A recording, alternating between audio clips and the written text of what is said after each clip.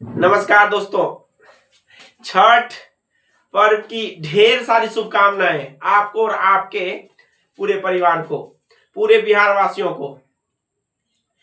आज हम लोग बात करेंगे छठ पूजा क्यों सेलिब्रेट करते हैं। बहुत लोग को तो ये पता भी नहीं है कि छठ पर्व आखिर हम लोग सेलिब्रेट क्यों करते हैं और ये शुरू किया है। जैसे दीपावली का शुरू हुआ, श्री राम भगवान जी अयोध्या वापस आ रहे तो दीपावली शुरू हुआ। तो उसी तरीके से छठ कब शुरू हुआ, क्यों शुरू किया गया छठ, उसके ऊपर हम लोग बात करेंगे आज। तो हजारों साल पहले की बात है, रामायण से जुड़ा हुआ बात है ये। जब सीता मां, छठ का शुरुआत देखिए किस तरीके से होता है। जब सीता मां वनवास के लिए जा रही थी, श्री राम जी के साथ वनवास के लिए जा रही थी, तो केवट के नाव पे चढ़ने से पहले उन्होंने गंगा की पूजा अर्चना की और अपने हाथों से उन्होंने अर्घ दिया जो है कि, और वह समय था चैत के महीना की। इसके लिए दो बार हम लोग छठ मनाते हैं, ये भी आप जानते हैं। एक चैत महीना में और एक आजकल कार्तिक महीना, है कि नहीं है। तो दो बार छठ मनाने का सबसे पहले आप समझ लीजिए, हम लोग दो बार छठ मनाते, एक चैत महीना में और एक कार्तिक मास में, है कि नहीं है। तो अब आप समझिए, सीता मां जब पहली बार वनवास जा रही थी 14 वर्ष के लिए श्री राम जी के साथ, उन्होंने गंगा मां से प्रार्थना की थी, अगर मैं अपने पति के साथ सकुशल अयोध्या वापस सही तरीके से लौट जाऊंगी तो फिर मैं जो है कि आपका हर वर्ष जो है कि छठ पर्व और जो है कि आपको हम अर्घ देंगे, पूजा अर्चना करेंगे।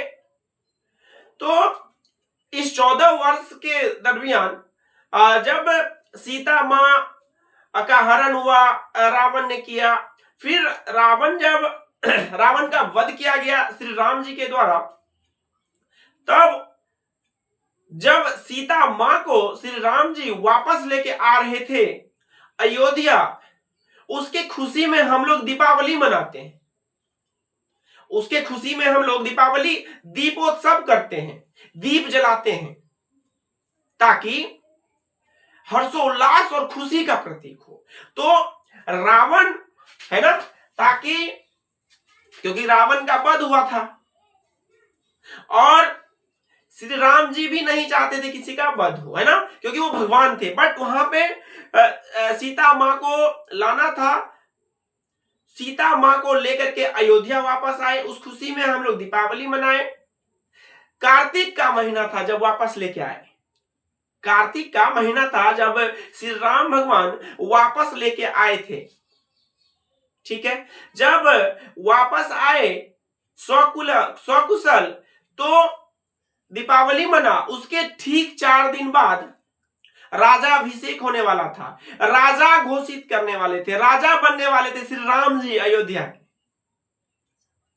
और राजा बने, उसके बाद चौथे दिन, क्योंकि वादा किया था, मां सीता ने वादा किया था जो है कि जब हम 14 वर्ष के बाद वनवास काटने के बाद वापस आएंगे अयोध्या सकुशल हम अपने पति के साथ, तब हम आपको जो है कि अर्घ देंगे। तो 4 दिन के दीपावली से ठीक 4 दिन के बाद राजाभिषेक हुआ था। उसके एक दिन बाद खरना हुआ, उसी के वजह से खीर बनता है बड़ा स्वादिष्ट तरीके से। और हमारी माता और बहनें जो है कि भूखी रह के, निर्जला रह के अगले दिन शाम को अर्घ देती है।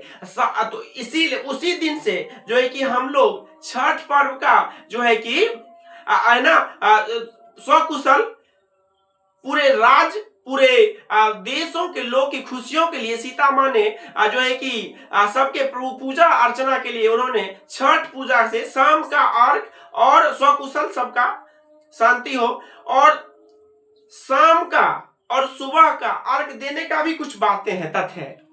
क्योंकि सूर्य देव को हम लोग अर्घ देते हैं, शाम का वक्त हम लोग डूबते हुए सूर्य को जो है कि अर्घ देते हैं, और सुबह को हम लोग उगते हुए सूर्य को देते हैं। आखिर क्यों? क्योंकि सूर्य देव को दो पत्नियां थी, है ना। एक का नाम है उषा और एक का नाम है उमा, जिसको छाया भी हम सब कहते हैं।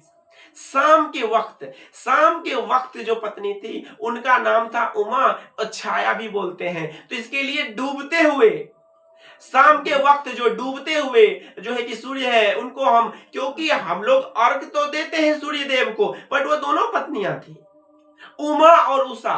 तो इसके लिए जब शाम का वक्त होता है तो सूर्य देव की पहली पत्नी उमा जो है, जिसको हम लोग छाया, जिसको हम संध्या, जिसको हम शाम का वक्त कहते हैं, उसको देते हैं अर्घ।